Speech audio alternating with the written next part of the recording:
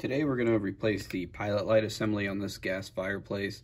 This one, I can't find a nameplate or anything on it to find out what model this one is.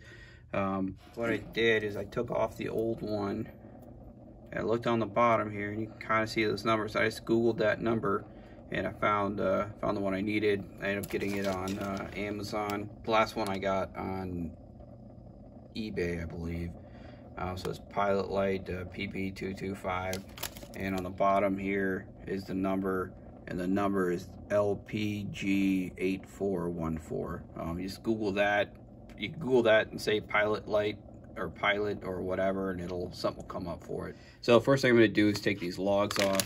They're pretty easy. Just grab them. They come right off.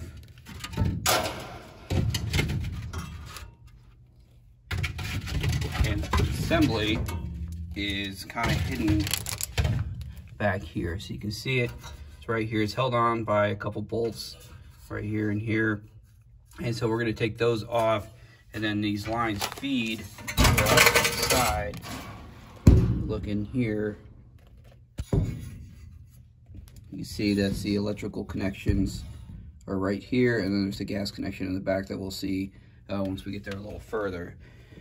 So the first thing I'm going to do is kind of prop this thing up. I'm just going to take one of these logs, pick it up, and that way I can get to all the wires and stuff that are down here.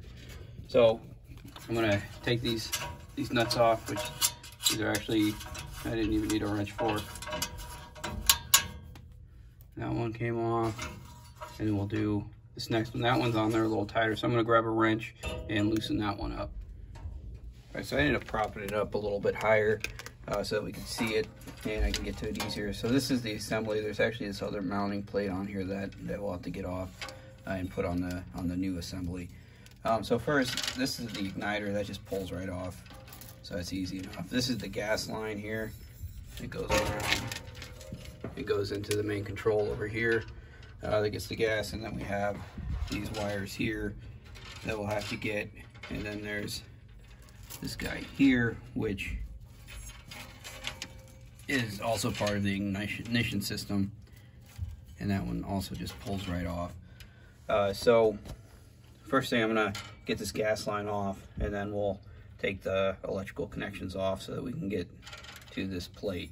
So I'm gonna unscrew it here, and then I'll just take a flathead screwdriver and unscrew those up there, and then we should be able to take this off and put it on the new one. All right, so I got that gas line off, and over here I loosened those, but I want to show you, after you loosen them, they will pull right out. So you can just grab them and pull. Just remember where was where. So white was on top, red was on the bottom. Later on, if you see me do that different, yell at your computer and maybe I'll hear it. And we'll see. One thing I did forget to mention is about the gas. So you shouldn't smell any gas while you're doing this. I didn't turn the gas off to the fireplace itself because we shouldn't get any, because this isn't on. If you take this off and you're smelling gas, turn it off, run downstairs or wherever where your shut off is and turn that gas off, because at no point should you smell gas.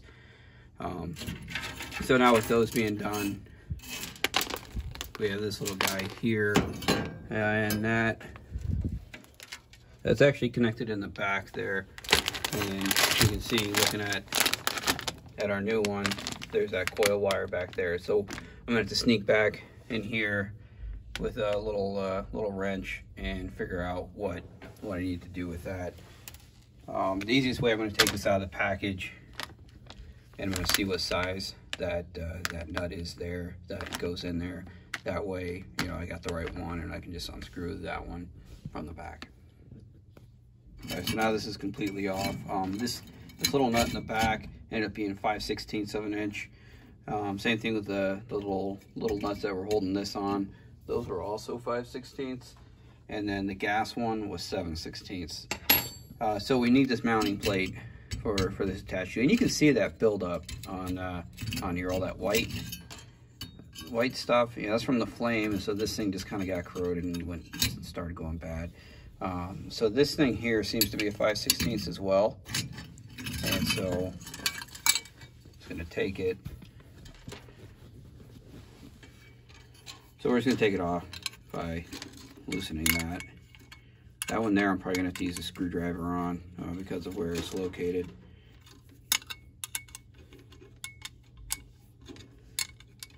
So that one's loose. So I'm just going to grab a screwdriver and loosen this one. A socket would have worked as well, but you know, there's no reason to get that out just for this little guy. So that's done. And that one is done. So we want to make sure we put it on exactly how it was.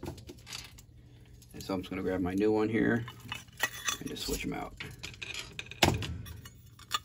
So it lines up the same. And I'm going to put those screws back on, and then I'll check back in. All right, so we got the mounting plate on, and so I'm going to kind of do it in reverse-ish. First, I'm going to mount this back on here. I think that'll end up being easier to get that gas line and stuff on there and make sure everything's good. And so that's what I'm going to do first, is kind of snake this up where it was. And you have to kind of look from above to be able to see where those screws are. I'm just going to line that up, line that one up, and then fasten those nuts back on there. And again, remember those were 7/16 nuts. I'm just going to kind of finger tight them, maybe give them one little quarter turn with the wrench just to make sure it doesn't go anywhere. All right, so that's back mounted on there, nice and solid. So now we just got to start connecting all our pieces and parts together. So first I'm going to start with this guy here that was in the back. And when you do it, just kind of make sure you don't cross your stuff on accident. Like, you know, if this was on the other side, then we're running over this and around. And so it's kind of a, just make sure you don't put anything in its own way. And so this guy, remember, it went in the back. So just kind of, you can't see. So we're just going to have to kind of feel and then get it in there. Now, don't cross thread it. If it doesn't, you know, doesn't go easily, just hold on and try again. So I got it right in there. I'm gonna hand tighten that, and then we will grab the 5/16 wrench, and we'll get the rest of the way down. Now when I took it off, it was fairly tight, and so that's, you know, what I'm gonna do here. And remember to turn the right way, because that'll annoy you if you don't.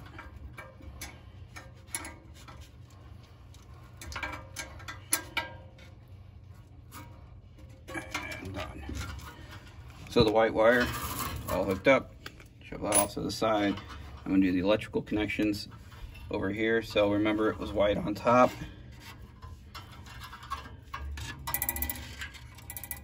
White on top and red on the bottom. So I'm just gonna sneak that in, same spot. And I think I'm gonna need two hands to do that. I'm struggling a little bit, so I'm gonna get those in and tighten the screws down, and we'll check in on the next. All right, so the electrical's on. Put those in and tighten it down with the screwdriver. So next up we have the gas. So the gas here, this one you kind of want to make sure you get right. So you kind of put that in, you want to push your pipe so that that little nipple there goes right in that hole, and then pull the nut across. So I'm gonna get that in and start tightening, and again, make sure you don't cross thread.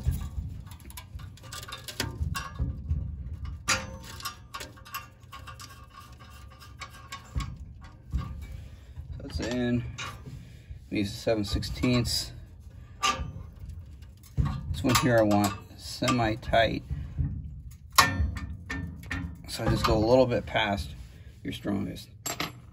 And then the last thing is this little guy, which I don't even use. I use a lighter when I need to light it for the first time. But that goes up into this little thing right there. Just sticks right in. Just like that. So all pieces and parts are in. So now we can take it down, and I'm going to take that log out, set it down, and I'll show you how we light it. All right, so now we're gonna light it up. So to light it, turn this knob here, it's on off, there's your arrow, turn that to pilot. And then, so the gas will come out up here, and then so you need to light it over here. You can use a little ignition thing if it works for you. Mine, I don't know, I just find it easier to grab a lighter. So what you do is you push in on this button while trying to light. So I need both hands for that, so I'm just gonna kind of set this over here so you can see it. Pick it back up since it fell over.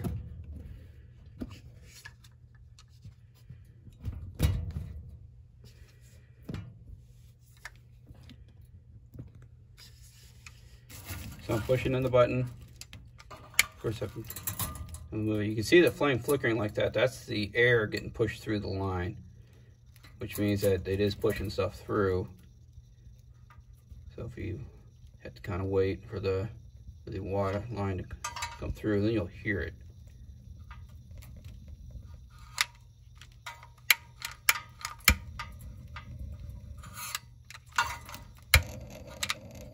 Yeah, see, now you can, I don't know if you can hear that or not, but that's the flame getting pushed.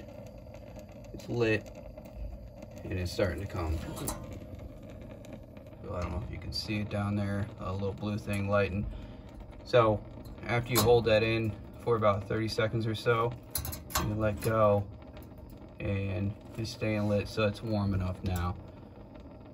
So I'm gonna let that burn for a minute, and I'm gonna put the logs back on here. Now on this particular one, the logs are pretty easy. You get the one in the back there, goes right there. You got one right here. And there's one that goes on the top.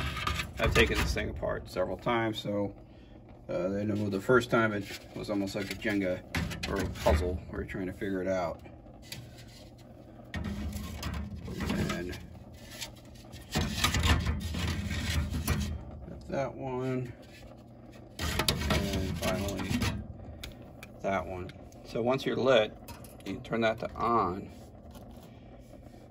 and let's give it a minute, and we should flame up here in a minute. All right, now we're all lit, everything's good. We can turn it up, we can turn it down. So our pilot light is officially fixed. The pilot light assembly is replaced, and we can have a nice warm bedroom tonight. If you have any questions or comments, please leave them down in the comment sections. If you haven't subscribed, please do so, and we will see more videos like this. Thanks.